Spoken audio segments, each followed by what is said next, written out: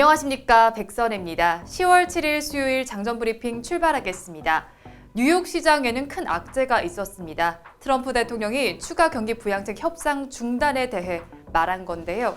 그러면서 3대 지수는 모두 1%대 하락률 기록했습니다. 자세한 지수 상황 살펴보겠습니다. 강세를 보이던 3대 지수는 현지 시간으로 오후 3시쯤 하락 반전했습니다. 블루칩 클럽인 다우 지수는 1.34% 내림세 보였습니다. 27,772선에 마쳤고요. 대형주 위주의 S&P 500 지수는 1.4% 빠졌습니다. 3,360선에 마감했습니다. 기술주 중심의 나스닥 지수는 1.57% 하락한 11,154선에 종가 형성했습니다. 먼저 트럼프 대통령의 트윗이 문제였습니다. 현지 시간으로 오후 3시쯤 트럼프 대통령은 자신의 트위터에 제5차 경기 부양책 협상 중단에 대해 언급했습니다. 나는 협상단에게 대선 이후까지 추가 부양책 협상을 중단하라고 지시했다며 내가 선거에서 이긴 직후에 우리는 대규모 부양책을 의회에서 통과시킬 것이라고 밝혔습니다. 민주당의 낸시 펠로시 하원 의장이 선의로 협상에 임하지 않고 있다고 주장했는데요. 그러면서 민주당의 부양책 제안을 거절한다는 입장을 표명했습니다. 이에 펠로시 하원 의장은 트럼프 대통령이 국가보다 자신을 우선시한다고 즉각 반발했습니다. 제롬 파월 연준 의장의 입장은 다릅니다. 전미 실물경제협회 강연에서 재정 부양책의 필요성을 또 한 번 강조했는데요. 경기 부양책이 과도해도 괜찮다면서 행정부와 의회에 과감한 추가 재정 부양책을 촉구했습니다. 경제 회복이 예상보다 빨랐지만 전망이 여전히 매우 불확실하다며 경제가 완전히 회복될 때까지 통화와 재정 부양책이 지속돼야 한다고 언급했습니다. 중소기업 파산율과 연구 해고율이 예상보다 낮다면서 지금까지는 최악의 상황을 피했다고 진단했는데요. 8월까지는 소비가 잘 버텨왔지만 이제는 실업수당 지급이 중단된 만큼 추가 지원이 필요하다고 강조했습니다. 이날 발표된 주요 경제 지표는 부정적이었습니다. 8월 채용 공고는 649만 3천 건으로 집계됐는데요. 지난 달보다 20만 4천 건 감소한 수치입니다. 8월 무역 적자는 지난달보다 5.9% 오름세 보였는데요. 671억 달러로 시장의 예상보다 부진했습니다. 2006년 8월 이후 14년 만에 가장 많은 수치입니다. 8월 한 달치이기는 하지만 무역 적자가 늘어나면서 3분기 경제 성장률 속보치가 기대보다 낮을 것으로 예상됩니다. 그래도 긍정적인 요소는 하나 있었습니다. 트럼프의 주치의와 의료진이 트럼프 대통령의 건강 상태가 양호하다고 밝혔는데요. 트럼프 대통령은 어제 조기 퇴원한 후 백악관으로 돌아간 상태입니다. 코로나19 확진 이후 각종 여론조사에서는 후보 간 격차가 더 커졌는데요. 조 바이든 민주당 후보가 더 우위를 점했습니다. 시장에서는 불분명한 대선 결과보다는 바이든 후보의 압도적 승리가 시장에 더 긍정적이라고 분석하고 있습니다. 하지만 악재에 더 반응한 뉴욕 시장은 모두 마이너스권에 들었습니다. 이어서 뉴스 체크해보겠습니다. 첫 소식입니다. 크리스탈리나 게오르기에바 IMF 총재는 세계 경기 앞에 힘겨운 오르막길이 펼쳐져 있다고 말했습니다. 코로나19 사태에 따른 경제 위기가 당초 예상만큼 심각하진 않지만 어려운 상황이라는 건데요. 현 상황은 덜 심각하다며 2, 3분기 발전이 예상보다 좀 더 좋았다고 추정한다고 밝혔습니다. 그러면서 이것은 특별한 정책 조치 덕분이라고 강조했는데요.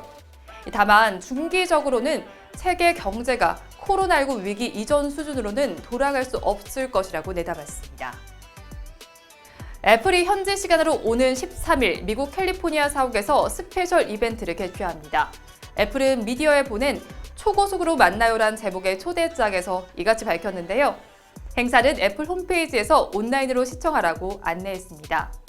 이번 행사에선 5세대 이동통신을 처음으로 탑재한 신형 아이폰이 공개될 것으로 전망됩니다. 첫 5G 아이폰이 출시되면 평년보다 아이폰 판매가 더 늘어날 것으로 증권가에서는 예측하고 있습니다. 한편 애플은 9월이면 신형 아이폰을 공개해왔지만 올해는 몇 주 늦춰질 것임을 시사한 바 있습니다. 우리나라의 외환 보유액이 지난달 말 기준 4,200억 달러를 돌파했습니다.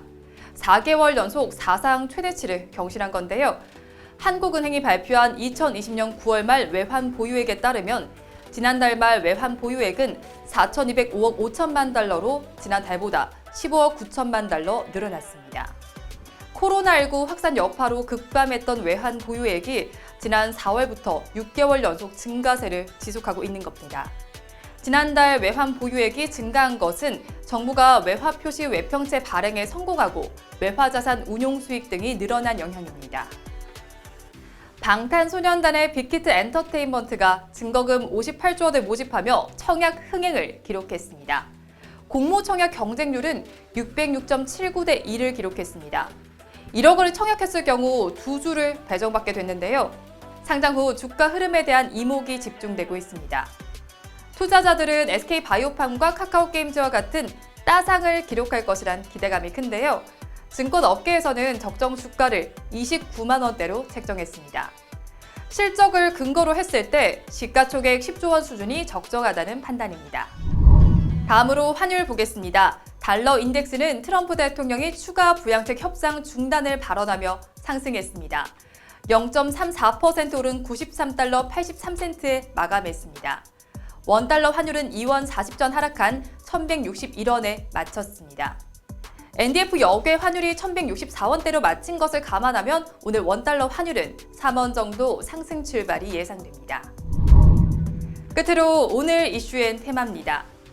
넷마블이 올해 마지막 카드를 꺼내듭니다. 모바일 강자라는 명성이 무색하게 최근 경쟁사에게 자리를 내준 상황인데요. 오늘 MMORPG 세븐나이츠2의 사전 등록과 온라인 쇼케이스를 진행합니다. 세븐나이츠2는 전작의 20년 후를 다루고 있는 게임인데요. 이 자리에서 주요 게임성과 플레이 영상, 개발 스토리 등을 최초로 공개합니다.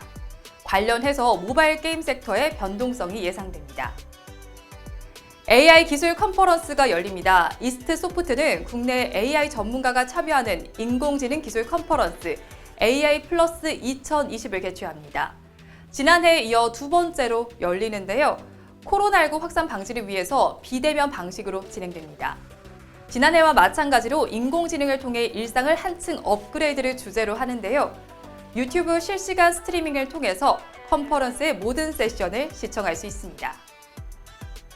현지 시간으로 오늘 미국에서는 FOMC 의사록이 공개됩니다.